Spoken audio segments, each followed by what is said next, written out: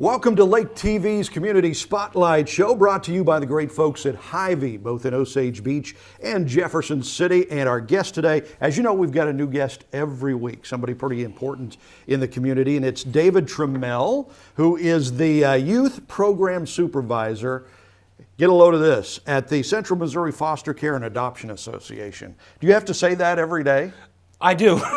That's a mouthful there, man. It is. Okay, so the Central Missouri Foster Care and Adoption Association. So just let's start off with the basics, I guess. What does, I'm going to use the letters here, CMFCAA do? So we advocate, educate, and support foster and adoptive families. The way that we do that is by providing direct services for our foster and adoptive families. Some of those services include just providing a bed sometimes, or maybe just a dresser. We also have a kinship navigator department that works with kinship families. And what that means is that if there's an aunt, uncle, grandparent, someone who's not the biological family member raising a child, then we step in to provide supportive services for them as well.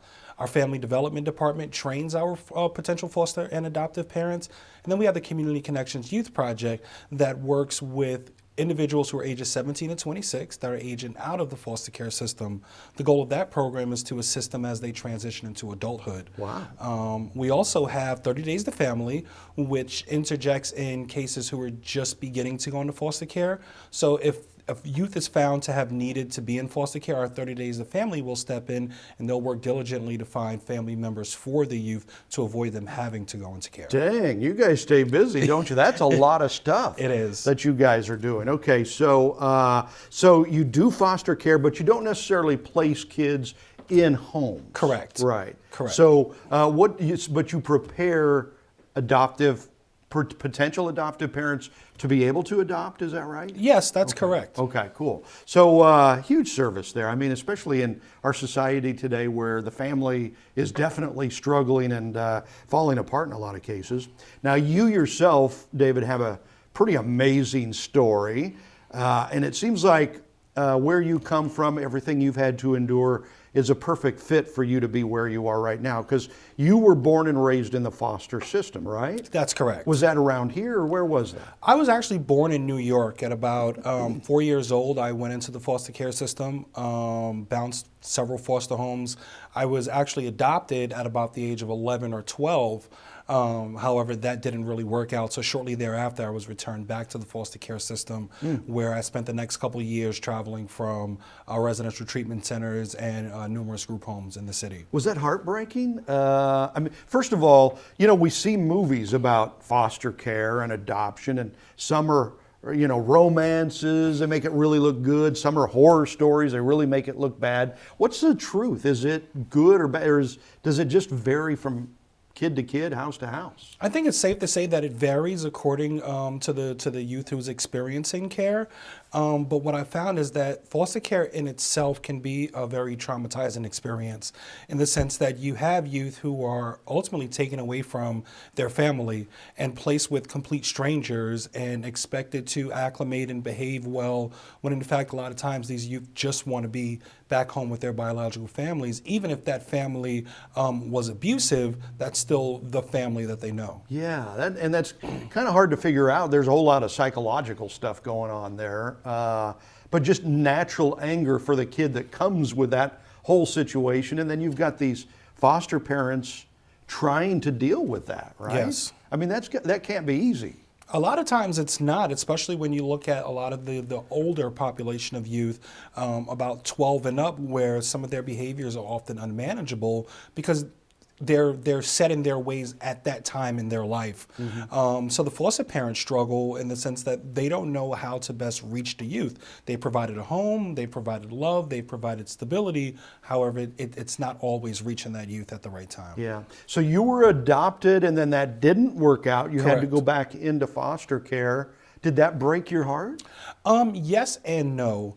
I say yes, because who wants to travel from group home to group home, foster home to foster home? And then no, in the sense that when it happened, I was just so accustomed to going back to the agency, going to another foster home, that even when I got to this particular home, it was just a matter of, when is this going to end? When am I going back? Right. And then at 16, you left foster care. Correct. And you basically became homeless, right? That is so was correct. that a choice you could make at 16, or did you just run away, or what? No, so what happened was I was actually discharged to the care of my adopted mom, who suffered from dementia. It was really bad, especially for a 16-year-old who didn't understand all of these changes that were going on. She lived in Georgia at the time, and through disagreements, it was decided that it would be best for me to go back to New York. At that point, I had no support system, so I mean, I survived the best way that I could, sleeping on trains, on the streets, and I did that for the next several years. Wow. So, okay. Most people in that situation, the ending is not good. Correct. Right? So how did you pull yourself out of that? I want to say that it was a complete miracle. I met this wonderful young lady and fell in love with her, and she really motivated me to see that we needed change. We needed something different. We had our first daughter. I was about 20 years old. We lived in a New York City shelter at the time, which was just it was one room. The three of us were just in one room, literally almost sleeping on top of each other.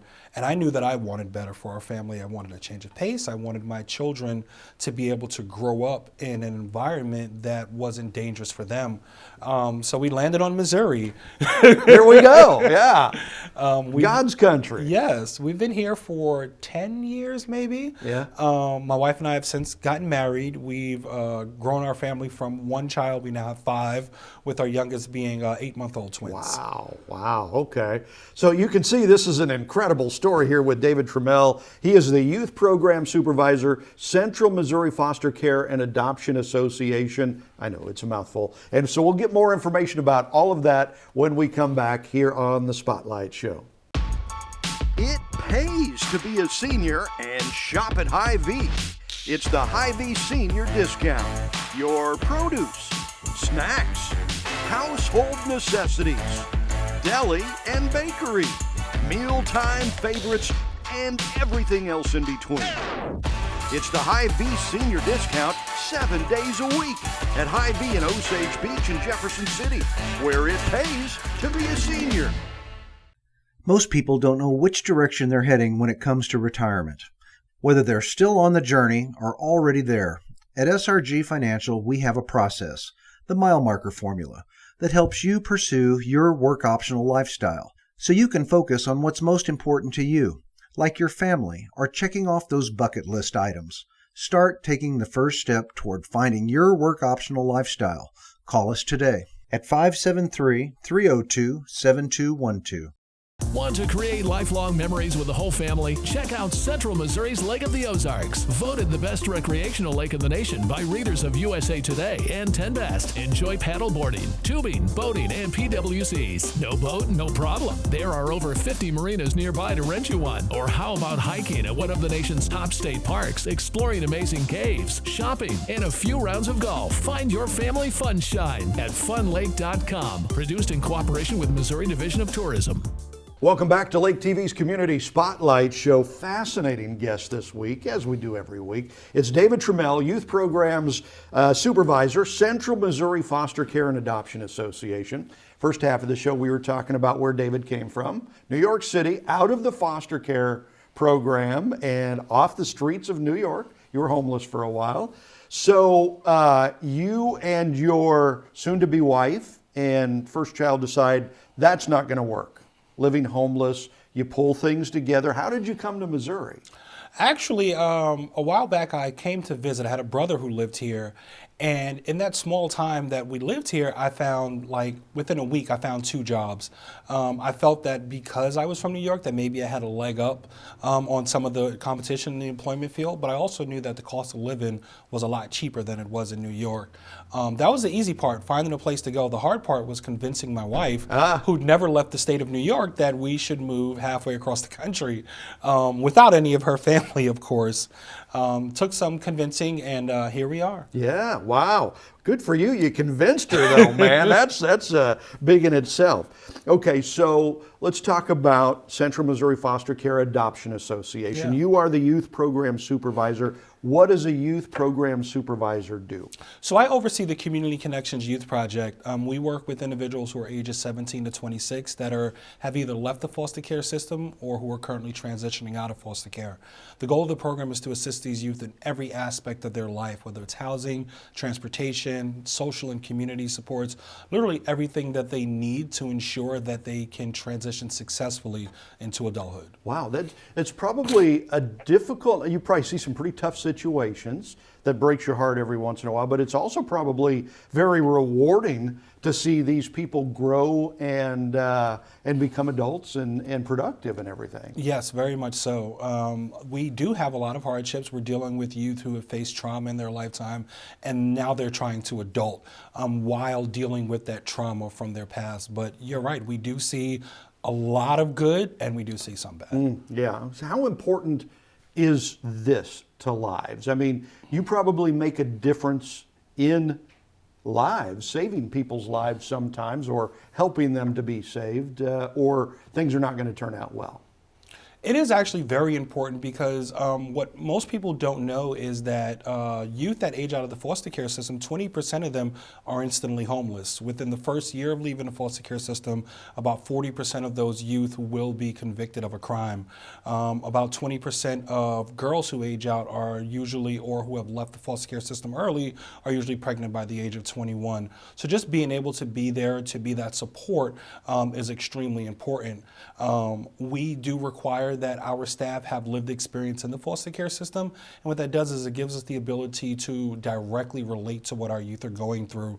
We won't say that we understand, we know, unless we've been there, and for a lot of us, we have been there, so we're able to directly share our stories and how we relate to what they're going That's through. got to make a huge difference. I mean, when you're talking with kids coming out of the program, I mean, they have to respect you because you've been there, you've done that, right? Yes, that's the way it should go. Unfortunately, it's not always like that.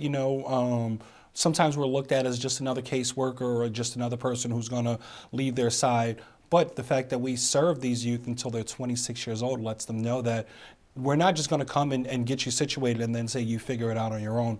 We're there. When you fall, we'll be there to help you get back up. We'll try to use those as learning moments to prevent it from happening again. And you mentioned that you hire people who have been through the foster care system. That is so correct. Is it hard to find people with that kind of experience to work in your organization? It has been a challenge. Our program is the only program that requires lived experience in foster care.